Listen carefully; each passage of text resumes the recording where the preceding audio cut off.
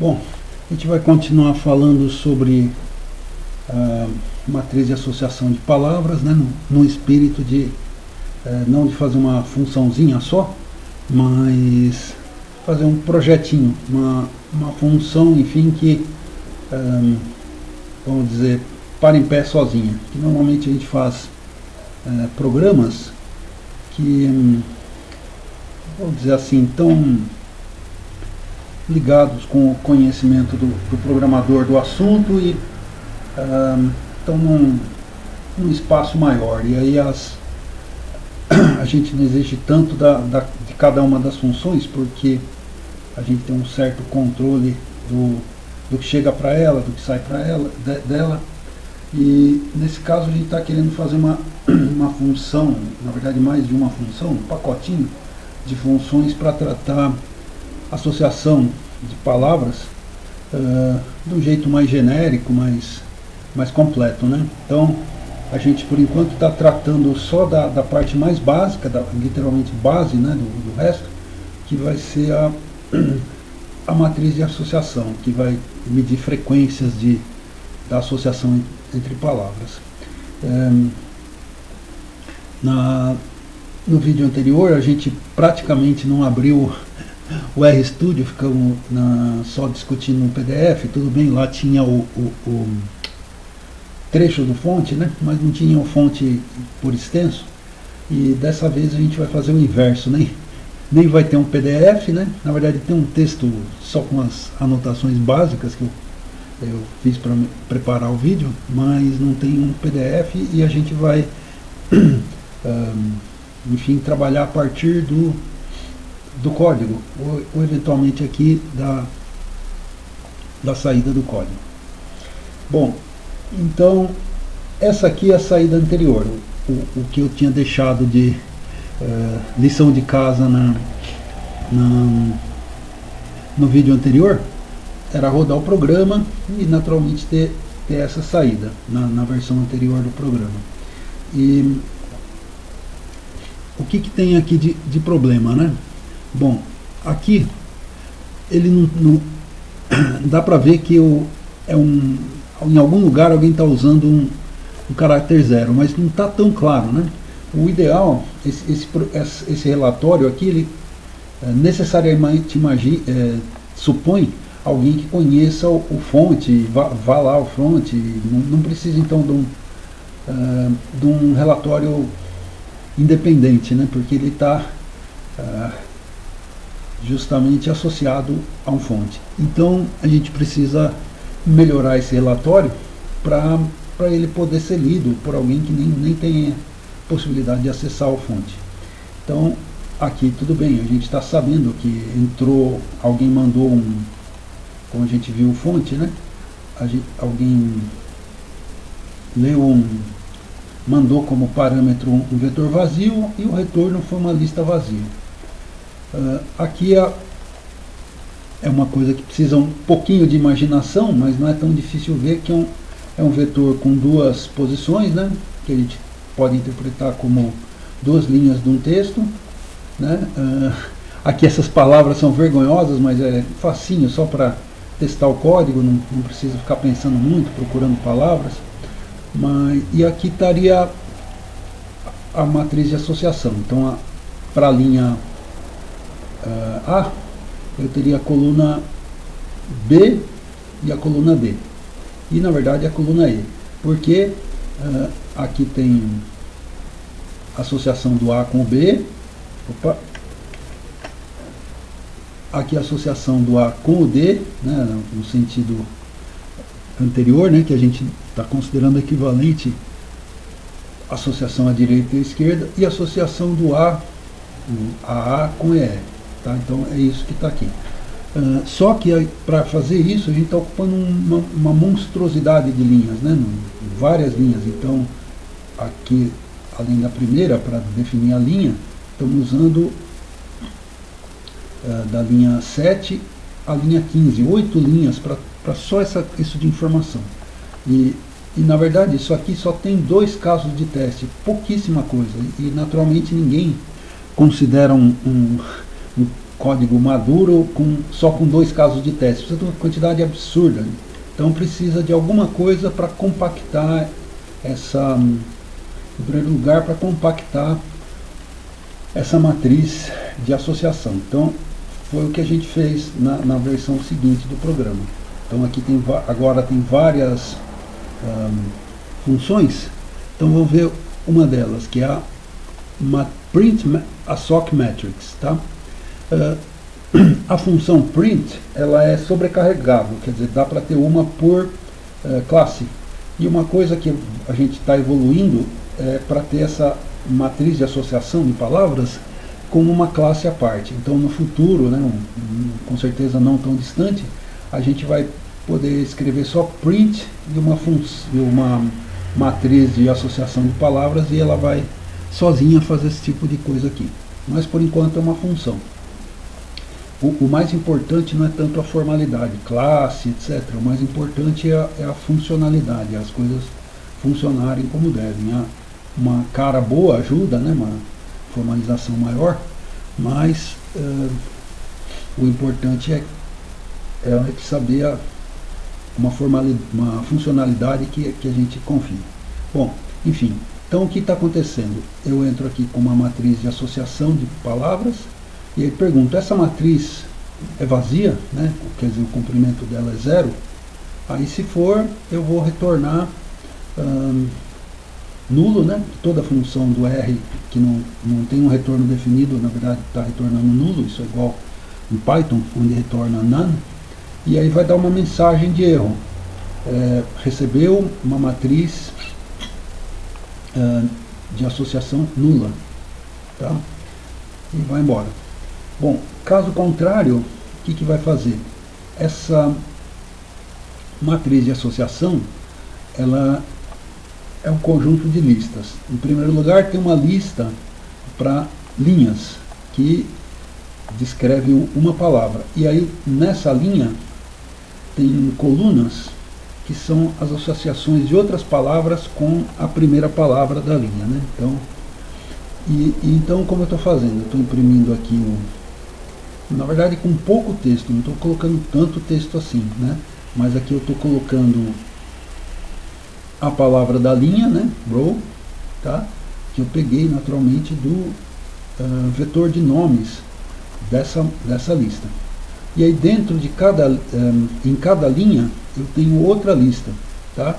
Aí o que eu estou fazendo? Eu estou pegando a lista associada com essa linha, e aí estou iterando. Aqui eu não vou entrar em detalhes, inclusive essa discussão já tem num dos vídeos da série R para programar, mas quem chega no R meio de sopetão não consegue ver que aqui está sendo impresso todo um vetor, tá?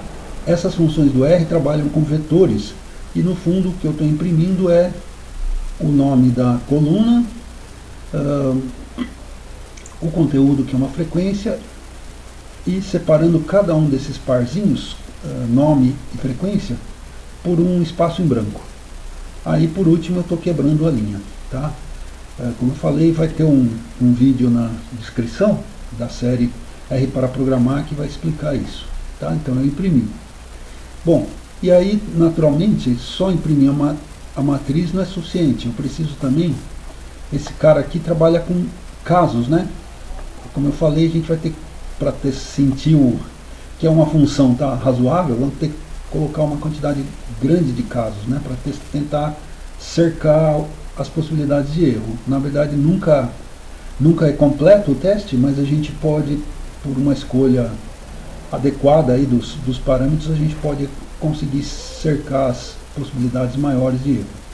E aí, cada um dessas tentativas de ver a matriz, de gerar a matriz, a gente chama de caso de teste.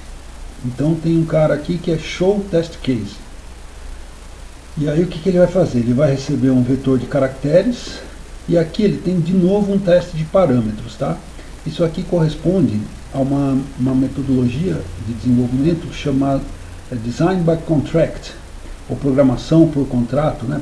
Programming by Contract, que é uma ideia que um teórico de programação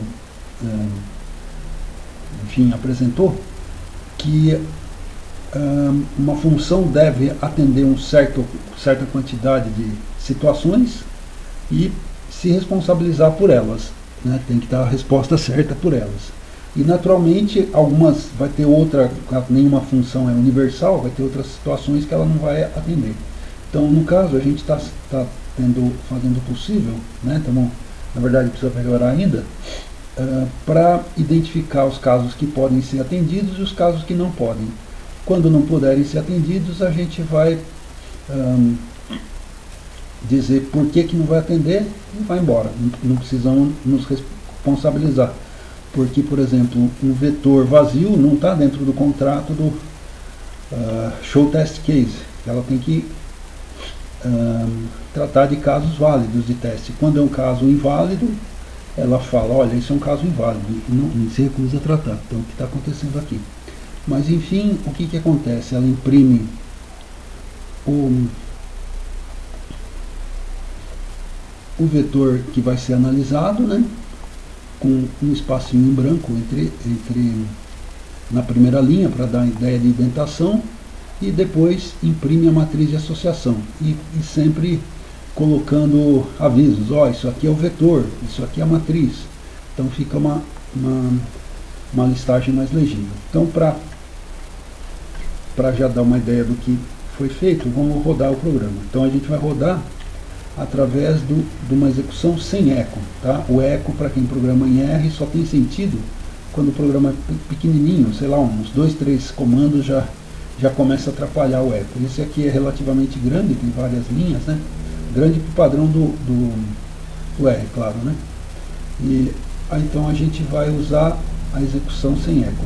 Normalmente a gente usaria o botão ou o menu code, mas aqui a gente vai preferir o atalho, a tecla de atalho. Tudo bem, a gente só abriu isso aqui, mas só para relembrar, tá? Eu, na verdade, já memorizei. Todo mundo deve memorizar, porque os atalhos são bons para aumentar a produtividade. Aqui tem várias coisas que a gente faz, ele faz, e o atalho justamente é um caminho mais curto. Então é Ctrl, Shift, S. Aperta o Ctrl, aperta o Shift, segura e bate S. Ok, aí rodou, né? Aqui a gente pode ver uma coisa interessante, é que a gente pode ver no coração do R, né, que tem, não tem uma única variável, só funções. A gente está fazendo um tipo de programação que a gente não usa variáveis globais, ou pelo menos usa o mínimo de variáveis globais, e nesse caso aqui até nenhuma. E todo o processamento acontece localmente nas funções, tá?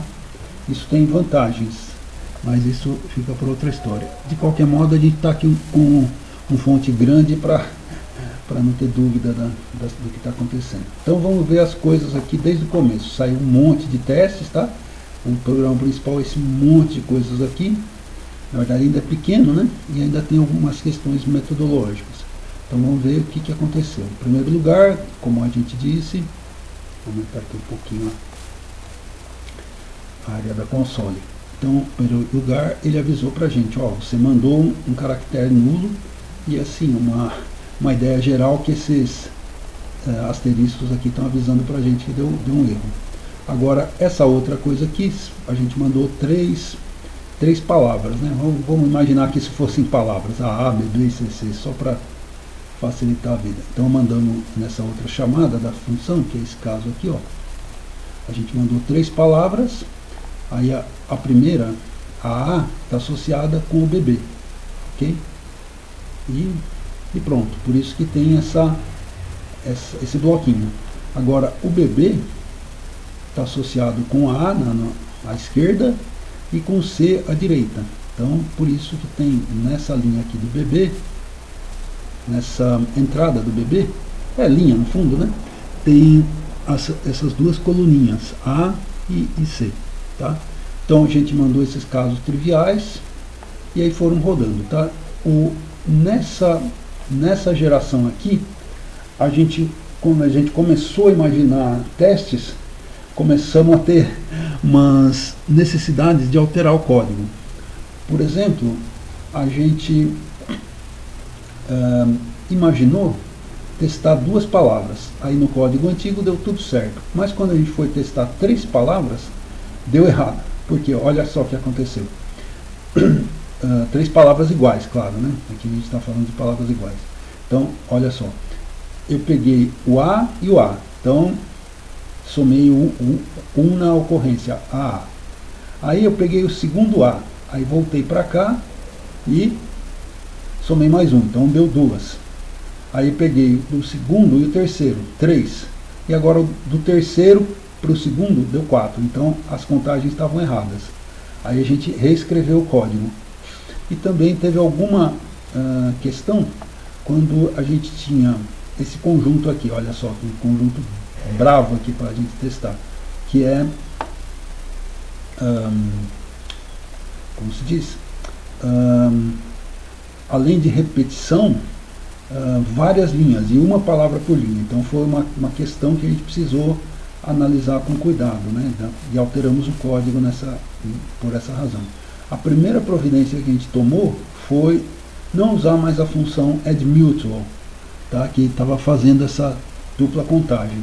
Com certeza teria um jeito de ainda continuar usando, mas a gente preferiu usar só essa addWord, que faz a contagem das palavras num sentido só, quer dizer, só do row para o call word, né, palavra na linha e a palavra da coluna. E o mutual estava fazendo a contagem simétrica, quer dizer, tanto do row word para o call word, como vice-versa, do call word para o row word, tá?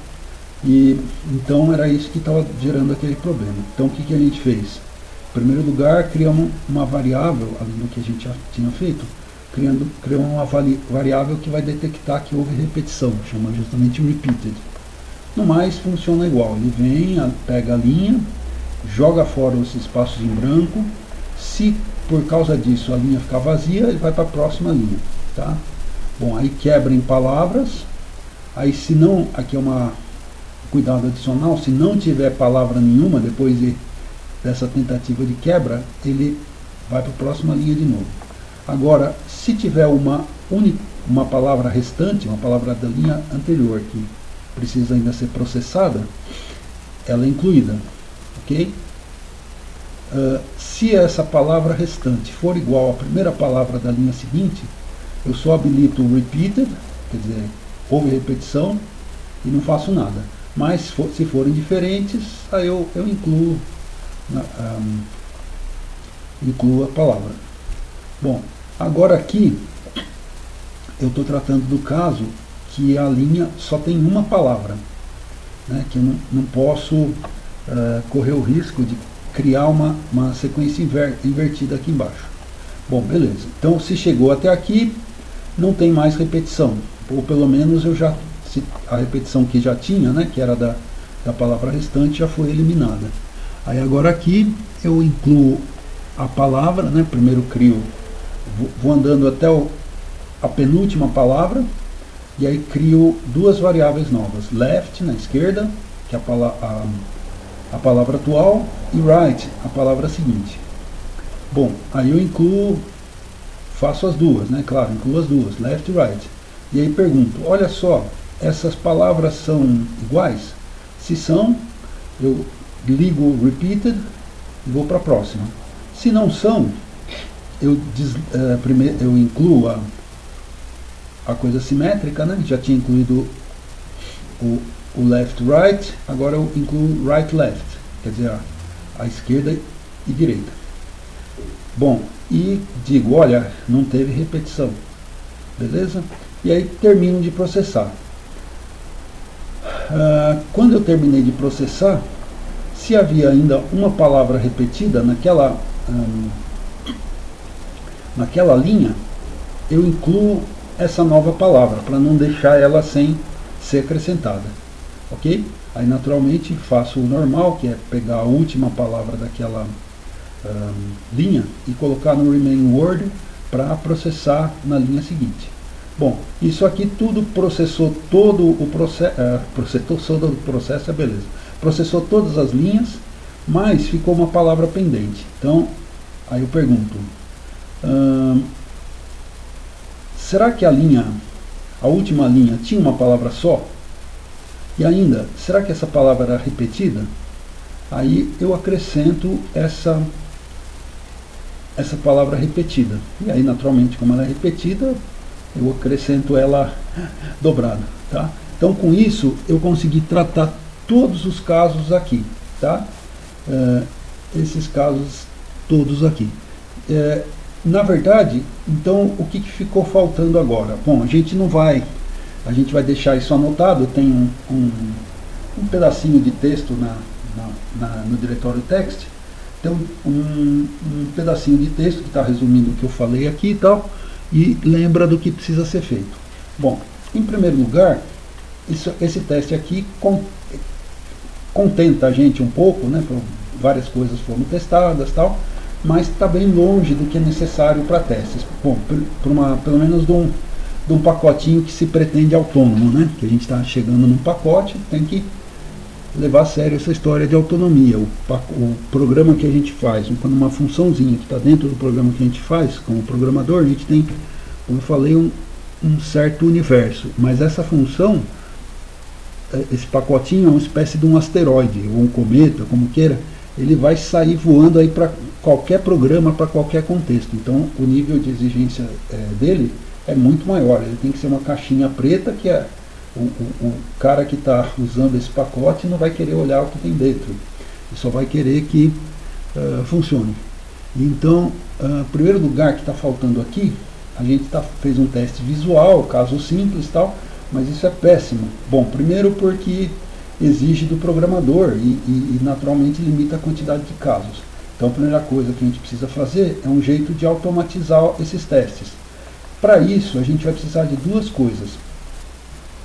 Uma, em primeiro lugar, é como comparar. A gente teria que, por exemplo, nesses casos aqui, a gente consegue saber, só de olhar, como seria a matriz de associação esperada. Então, como que a gente vai fazer? A gente vai fazer numa próxima etapa, a gente vai mandar duas coisas, né? Uma, o pedido, e outra, o resultado. Aí vamos pedir para o pacotinho comparar. Na hora que ele comparar, ele vai comparar com uma coisa que a gente já sabe que deu certo. Então, ele tem obrigação de ver se o que ele gerou, né, o teste automatizado tem a obrigação de ver se o que ele gerou é igual ao esperado. Tá? Se não for, ele vai avisar a gente, olha, esse teste não passou. Então, para isso, a gente vai ter que ter uma forma de expressar as matrizes de associação, uma forma simples. Felizmente essa forma já existe, chama JSON, quer dizer, é uma sigla engraçada até, que vem do JavaScript, Object Notation, e a gente vai descrever facilmente, uma forma bastante genérica, vai descrever facilmente a matriz para uma matriz de associação para esses casos. E mais do que isso, vai ser possível a gente gerar também automaticamente matrizes. Então o ideal seria a gente ter um programinha à parte que gerasse casos de teste e a resposta. Naturalmente esses casos não vão ser todos possíveis, né? Nunca dá para testar tudo, mas a gente pegando algum padrãozinho, a gente consegue fazer um programa simples que gere os casos de teste necessários. Naturalmente o programa tem que ser simples, porque quanto mais complexo ele for, pior é, porque se a gente tiver um caso de teste, um gerador de casos de teste complexo, a complexidade dele vai ficar equivalente à função que a gente está testando. Então a gente teria que testar o testador, o gerador de teste. Então não é essa a ideia. Mas isso a gente vai ver mais para frente, e naturalmente fica duas coisas ainda, né? Para o negócio ficar mais bacana. Uma, a gente precisa ser mais cuidadoso com o que estão mandando para a gente.